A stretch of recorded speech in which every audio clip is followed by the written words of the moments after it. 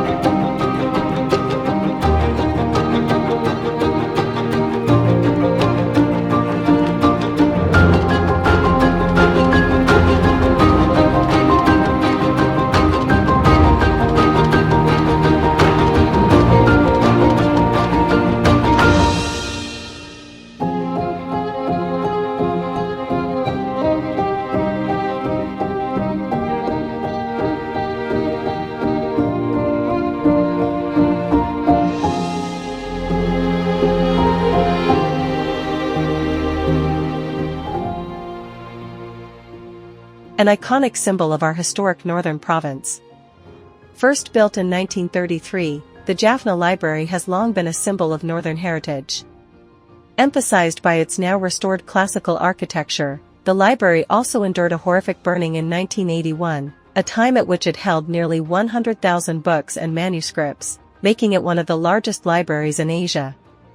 Ancient literature and documents from renowned scholars and other professionals were preserved at the Jaffna Library and served as a cherished depository for information on the history and culture of the Northern Peninsula. Today, although filled with a collection nowhere near its original, the library still commands the timeless dignity it upholds for the people of Jaffna and beyond.